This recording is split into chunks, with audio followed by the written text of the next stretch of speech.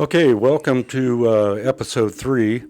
Today we've got my dad, Bob Lindeman, my son, Jesse Lindeman, our parts manager, Jason Ball, and we were just talking here how the weather's been pretty cold. We've had some below zero nights and days here the last week or so, and we were just wondering, Dad, what was it like on the farm, with in wintertime and getting to country school. There's the going to the bathroom. I'm sure it was nothing but outhouses and stuff in those days.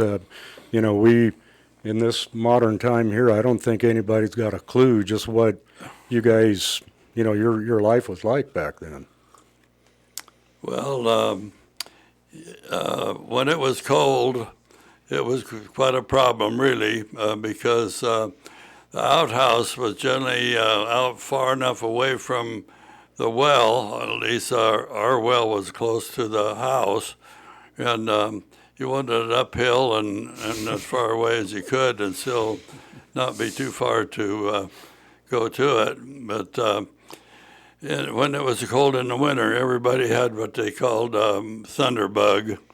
Maybe one or two of them for that matter, and that's what you had upstairs where you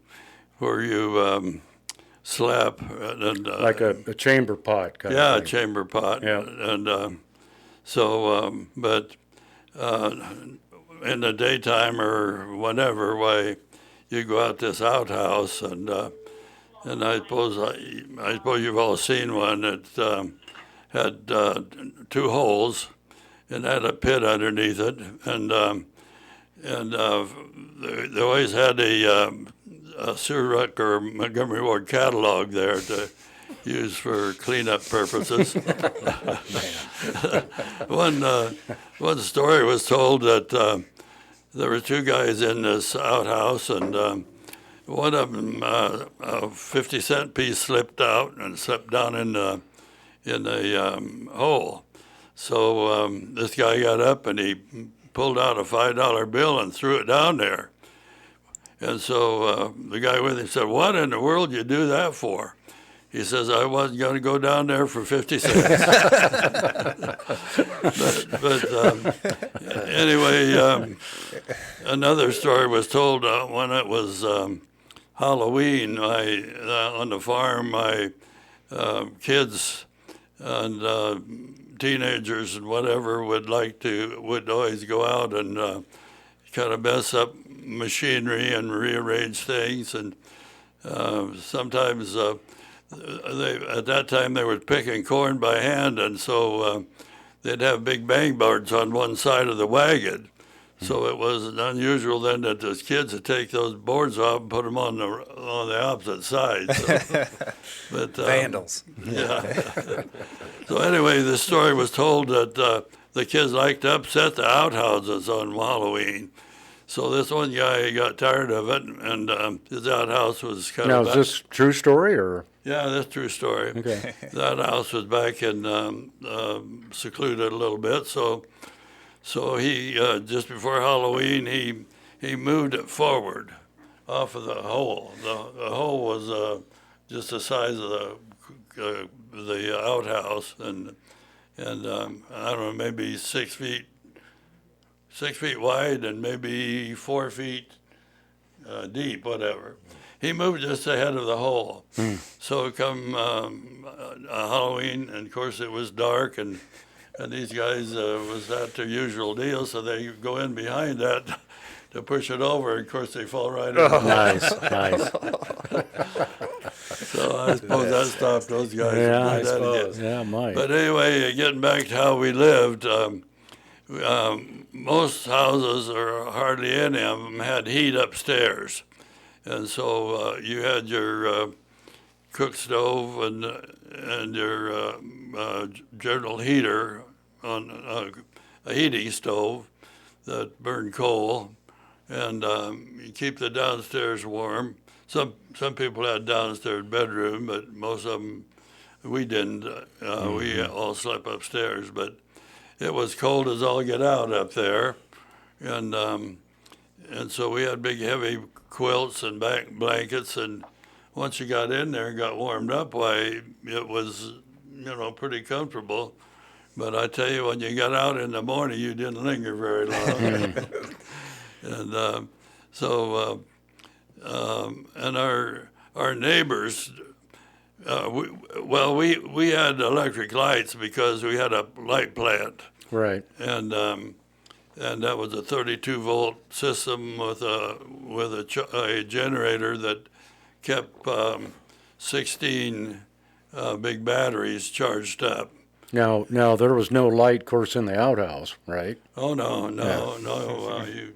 So, and I don't either suppose went- you kind of rarely went out there probably at night, right? Because of the chamber pretty pot. often go out there at night in the Really? summertime and that you would, but we had a kerosene lamp, and you see them. It's got a loop on it, and whatever. Right, And we right. used that if it was milking late too. You take that down to the barn and hang it up so you had some light. Mm-hmm. But generally take that along, or a flashlight or something, whatever.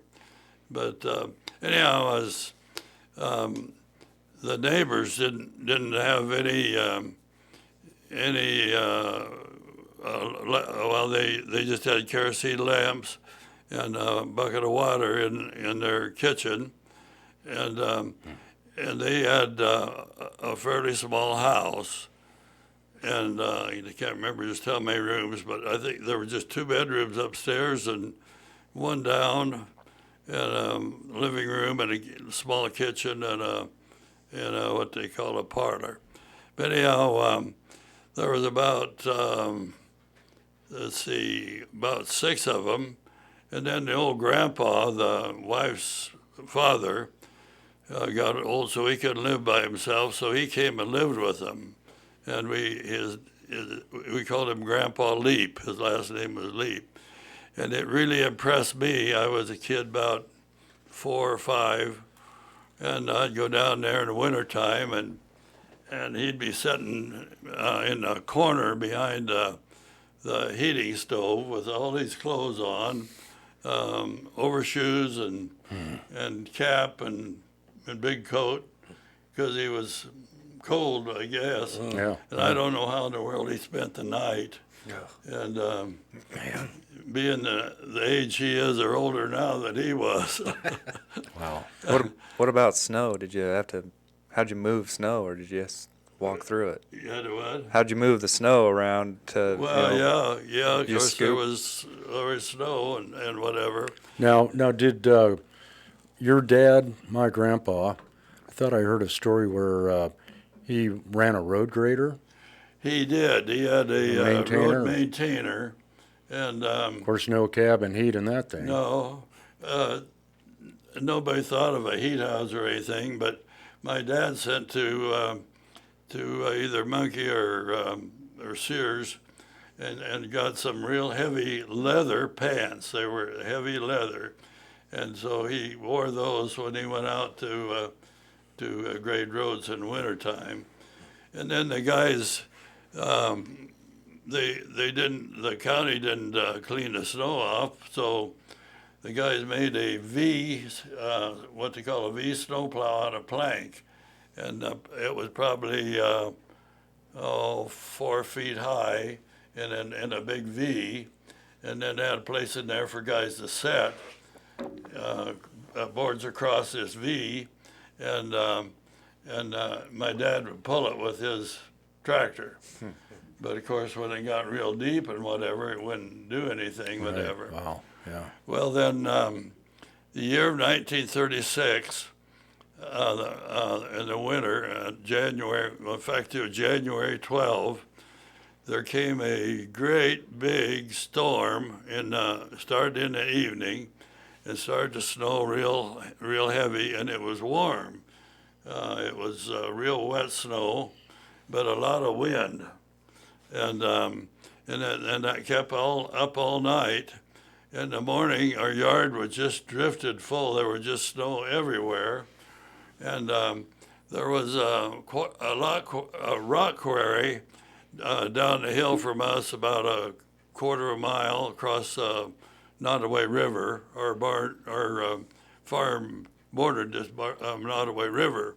Anyhow, across the river on the left-hand side was a limestone quarry, and they had a night watchman. Well, that morning, when it was still snowing and blowing, that night watchman came up with his big coat on and came right in without knocking or anything, and his dog with him. He had a big dog, and was in that storm. And so I don't remember how he got on from there, but anyway, he was soon, whether somehow I know how he got going because nobody could travel. But anyway, he drove an old Model T, and this Model T was like a four-door, I think, and it was tall. I'll bet it was, the top of that thing would be at least 6 foot or maybe more.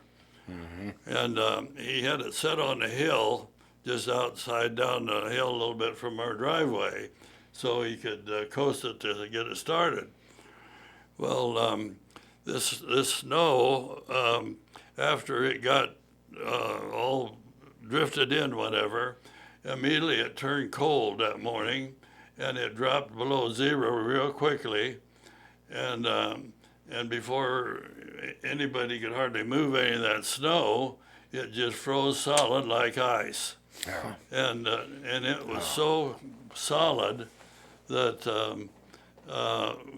livestock or anything for that matter could go right over a drift, which almost every fence was drifted over.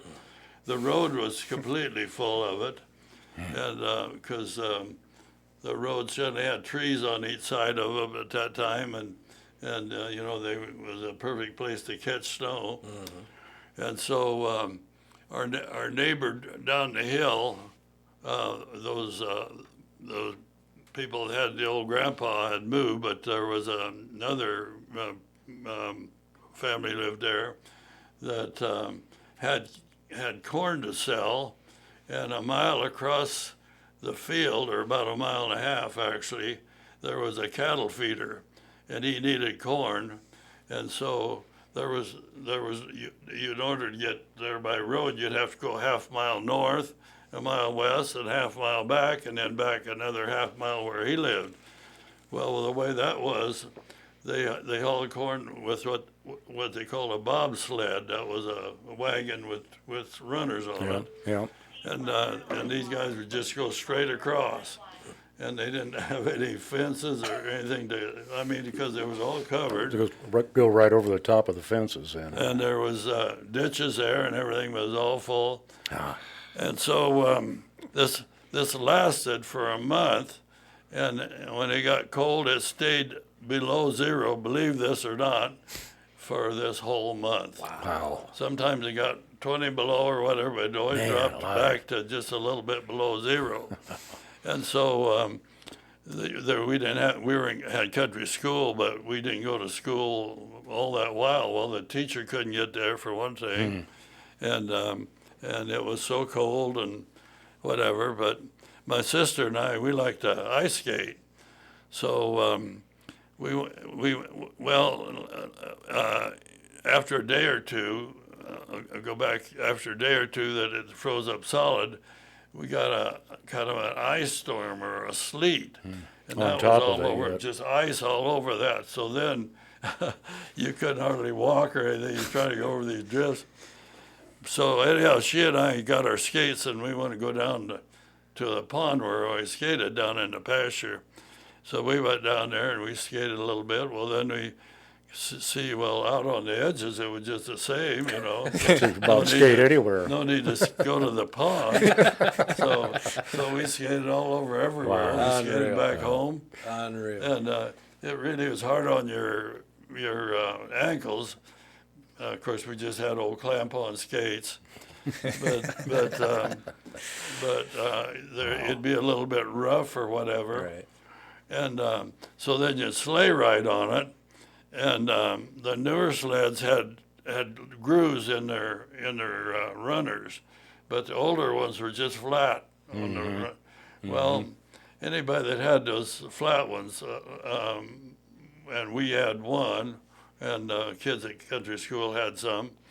Anyhow, it would start going down the hill and then it'd get going sideways. Yeah, yeah, nothing to keep it going And straight. then it'd hit a little nub or something was there and break that runner right off. Golly. So, but anyhow, that lasted a month, and about the it was on the 12th of January when it came, and about the 18th, 19th of February, all of a sudden it warmed up real warm, and we had got back to country school by that time, and so when we got out of school at 4 o'clock in the afternoon, why, the snow, the water was just running everywhere, and the roads were muddy, and when snow goes off, it makes mud, dirt, just sticky as all get out. Yeah, yeah. So we had our overshoes on, of course, and we walk in the road, and they get about a foot wide on each one. Picking up all that You mud. pick up your one shoe, and it would rub along your pant leg and get your pant legs all dirty because it was wide. Yeah, So we'll walk in the field. We had to go a mile east and then a half mile south. So we're going to cut right straight for the farm. And in the field there was some forage stuff, whatever, to walk on. Well, the first ditch we come to was a roaring river. So we had to go back to the road and walk in the mud. But, so, we've talked about outhouses and stuff. I assume, taking baths too was not as easy as it is today, of course. I'm sure it wasn't a daily shower or bath like we're kind of accustomed to these days, right? How often in the wintertime did a person take a bath? Most people figured Saturday night was bath night, but there's some people that never took a bath hardly at all, I guess. Yeah. But we So we you had to a- heat the stove, heat the water up, and pour it in the tub, or how'd that The work? way you did that, there was a boiler, a copper boiler that had a handle on each end and a kind of round deal. I don't know what it'd hold, quite a bit. And you'd heat up your cook stove real hot and get that boiler full of water. And you'd generally fill about half full, and because it was heavy, and get it up on there, and then dip water in a bucket and fill the rest of it up as high as you wanted. And then you'd dip and carry and take that. We had a bathtub. Most people didn't. But at one time, Dad had put in a bathtub and a stool and all that. But we had to quit working or use it because there was no drain. We didn't have any septic tank or nothing. It just run in a road ditch and run down the hill. So, but the drain did work on the bathtub, and so we carried that water in the bathtub, and small bathroom was right there, and take a bath that way. Now, we're talking, of course, on the farm. Now, at this same time in town, what were people doing in town, regarding bathrooms and taking a bath and stuff? Was there any plumbing in town, or what? How'd that? Well, at that time. Yeah, they had under 10 volt, whatever, and So if you lived in town, you would have had indoor plumbing at that time? the or- first indoor plumbing that either Norm G and I lived in was when we got married and got an apartment in Atlantic. That's the first we had. Indoor plumbing. Well, regular lights and whatever. Well. Let's see, and that had been 1947. That was, it was December of 47. Okay.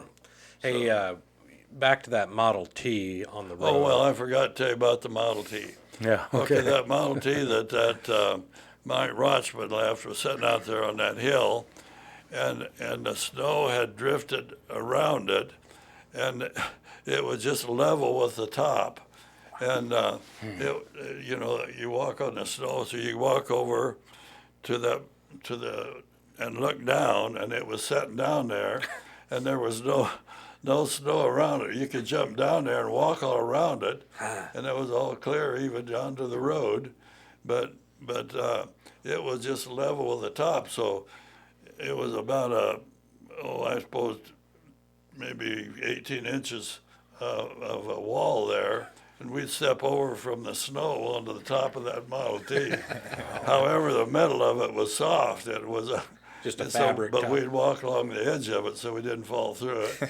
So, And so that really looked funny, that old car sitting down Yeah. in there, just whatever. so it sat there for probably over a month. Well, then. for the month, yeah, it was there, whatever. Wow. And I remember one day I thought there was a good drift that went between us and to our barn and corn crib and whatever. And I thought, well, I'm just going to dig a path through that one drift. It wasn't really that big, or that it's kind of a sloping deal. So I go out there and I get an axe and a pick that we had, and I started whacking at that. Well, the ice just blew up in my eyes, and all I did was Need your just chip a safety little hole glasses in it. on. Where's your eye protection? So I gave up on that job. And this maintainer I was telling you about was a deal that had a platform on that was up quite a ways. You might have seen an old one, and it had two big wheels that run this way, and you controlled. There was a guy that rode on it on this platform and handled these wheels to. Well, it was sitting in the yard, and the thing was pretty tall. Actually, the guy stood, he stood off the ground, at least 5 foot, with his platform, and then the height of that and the wheels above that, and there was. That was where that thing was sitting. There was just a little tip of one of those wheels sticking out of the snow. Unbelievable. Boy, that was quite a storm, wasn't it? Well, there's never been anything like it. Yeah. Wow. And of course, the county they didn't have near the equipment. Well, anyways, near the equipment. Mm-hmm. But I wonder today if you had even the cats we got now to push that deep of ice, Right. whether it would Even be handle an it now. easy job. Yeah. Maybe if they had a pointed icebreaker in it or something, but that was some deal. Wow. So country school. So what time did school start in the morning? When did it It get out in started the at 9 afternoon? o'clock, and And I assume we- five days a week, probably. yeah, Yeah.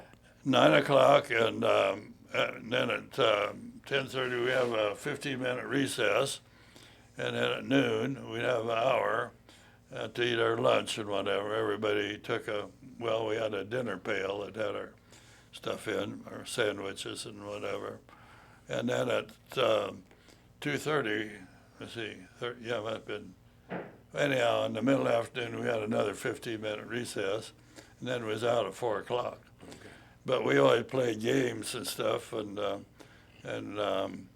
we played kitten ball a lot, softball, and we generally played work up. Well, there was an older guy that was in a class alone, and so he when he got worked up, he was awful hard to get out. So it seemed like we would play it all the time, trying to get him out, and he was batting, and so Junior Woolhouse was in my class, whatever, and so one day Junior threw a fast one in and fanned him, and he was a kind of a bully type guy, and we had sold tickets and stuff at our play to get some money to buy new catcher's mitt and a new bat, and I don't know, at least we had those two things. I can't remember anything else. But anyway, maybe another, but anyhow, I had this mitt and a bat. Well, he had our new bat up there, and what we had for home plate was a big chunk of limestone. I don't know, it wasn't a flat plate for sure. But when he got found out, he took that bat and he just went smash down on that Limestone. limestone and broke a bat. Oh, man. So anyway, that was, How many people were in the school? there was about 14 of us. 14. And age, probably, what, about kindergarten to 8th grade? Yeah, or- all the way. And really, it wasn't a bad deal because each grade would go up and recite up front. The teacher would, and they'd go through their class and stuff. Yeah. And so I always listened to what was going on. And when I finally went to junior high in 7th grade, why, a lot of that stuff I was familiar with. It was real easy. Yeah, you were overhearing the other lessons, so, yeah. I tell you one thing though, when this is beside the point a little bit, but when I got to junior high in Atlantic, it was something all new. There was 30 kids in there, whatever, and we had a real strict math teacher. So she told us, when you work your problems on your sheet, you put your first one on the upper left side of the paper, then the next one goes right across to the right side of the top, and then you alternately come right down. Well, I was used to, we would, on the paper, we'd go down, just right down. Mm-hmm. And so I thought, what's the difference? I know I was kind of a stubborn guy anyway. So I put my papers down, like I did, like to country school. And so the problems were easy, and I thought, well, this is a breeze. I'll get 100 on this for sure. So the next day on my desk was this paper, and it was all full of red marks. And I thought, what the dickens? Well, it's because I hadn't followed the pattern. Well, I learned something that day. Not from math, but to follow instructions. Yeah. Hey, let's take a short break here for a second. All right. Okay, we're back, and we're talking about country school and Dad's experiences with that here. So I think he's got a few more stories on that subject. Well, in our country school, there was a sink in the southwest corner of the schoolhouse. It had just a straight pipe that came outside, and foundation was a little bit high there, but you could walk right up about and speak right into that pipe. And so us kids would holler in that pipe, tease the teacher about her boyfriend or whatever, and she couldn't tell who it was because it was like talking in a trumpet. And so there was the schoolhouse didn't have any electricity, of course, and so there was a farmhouse across the road a little bit of way, and so we would be assigned 1 week. There'd be 2 of us to take a bucket and go over there and get a bucket of water. So we'd have some water there. And when I was pretty small, and I went over there, these people had geese, and we go over through their yard, and here come these geese with their heads all out, and we'd have to honking at you. honking, and if they'd come up and bite you, Yeah. So we had to outsmart the geese in order to get the water, and but anyhow, there was a bell on the schoolhouse that when we were walking to school at 8:30, there'd be an 8:30 bell. And so you're halfway to school and that bell rang, why you knew that you had a half hour yet to get to school. So you always tried to be in, and then at 9 o'clock it would ring, and then at 1 o'clock when they pick up school, she'd ring the bell. So it's like if you're out playing whatever. Well, anyway, the year that I left, which would have been my 7th year, there was a teacher came, and I think one of the reasons my mom made arrangements for me to go to Atlantic to junior high was that she was pretty sure this teacher was pretty lax in or deportment, whatever, and among other things. So anyhow, she taught school that fall. Well, one of the kids that was in my class, it was always an ornery bugger anyway, they got to doing, he and others got to doing all kinds of things. Practical jokes and Yeah, my brother-in-law, my future brother-in-law that married my sister lived just up the hill a ways from, and that fall he says, it was, of course, warm weather, and the windows open, and all at once he looked down to the schoolhouse, and there were just books flying out of the window, just one right after another. And so it got very unruly, apparently. So, but one of these kids that was in my class, there was at the north end of the schoolhouse, it kind of ran into a bank, and there was a coal house there, and it was dug out a little bit.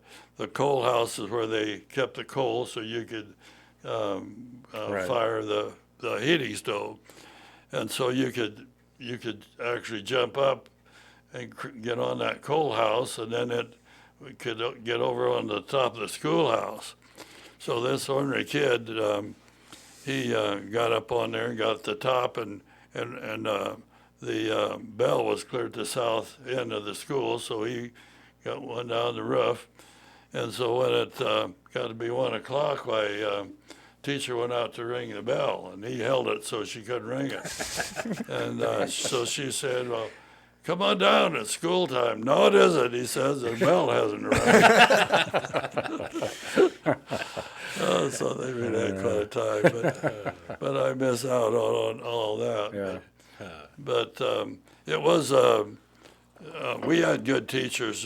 In fact, our first grade teacher made it real interesting. We had cutouts and that we worked with. And then I remember for spelling, we had a sheet that was all full of grapes. And we would, if we got 100% on our spelling, we could color all these grapes purple. But if we missed any, then the ones we missed, well, we had to, I think, paint them green, I think it was. Or not paint them, we used a Crayola, Right. And, So how long did it take to get to school then? well, it was a mile and a half, and we walked, and I don't remember how long it took. I suppose Probably, at least half or three quarters. probably a good half probably hour. three-quarters of an hour. Yeah. And we had to walk a half mile north, and when the winter time and there was wind, it was generally from the north, and it was cold as all get out. But when you got up to the mile where you went back west of the school, the north side of the road was hedges, a real thick hedge fence, and it just felt warm up there because you was behind the hedge. Yeah. And until they took that out, there was wild grapes in there, and there was apples. I remember there was a good sweet apple that was red and had stripes all down it. Never saw one like it since. And then there were hedge balls. And Yeah, I remember. I've seen those. those hedge balls we'd kick them down the road until they got all Beat up. juicy and shot. But we walked to school generally by ourselves because we didn't always, make time meet up with our neighbor kids. But there were 4 kids that lived over the same mile, but they went north. And this one girl, one day she was talking. Well, one thing I remember, she said that she had had any chewing gum for so long that she forgot how to chew it. And, and then, but she was talking about the teacher. And the teacher in those days had to come and stay with some family there. I mean, if you didn't live nearby, and they didn't. And they got $30 a month, $30 a month to teach that school, and of course, get there and start the fires, be the janitor, and keep the stove going. Ring the bell. Teach you for $30 a month. Well, I get back to this girl. She's walking back, and she says, "Well, it just isn't fair." She says, "We do all the work, and the teacher gets all the pay." Never thought of it like that. Yeah, I felt that way. So in the wintertime, it was a lot of fun. We'd play all kinds of games. We had what you call fox and goose. If the snow was all fresh, we'd go out. I don't know whether you ever played fox and goose, but you stomp a big circle. Been a long time. I remember. A big but circle in forgotten really. And then you'd put and up in the middle was safe, whatever. Yeah. So when the guy was it, he would try to catch you out on the. You're supposed to run out on the spokes and whatever, and he'd catch you. Then you'd have, the first one caught have to be it the next time, and he worked till they caught all of them. Yeah. And then we played Batman was a lot that way too. You would you'd line up one place, and then in a distance put another place, and so one guy was it, and you was to run back and forth, and the first one caught you, why you was it, and for the next time.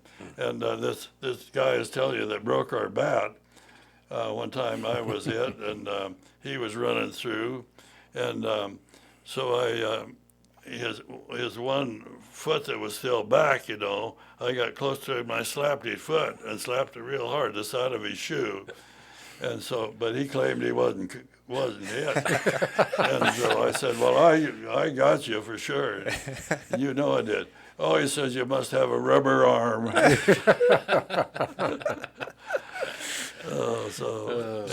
and we played Andy Over too. Yeah.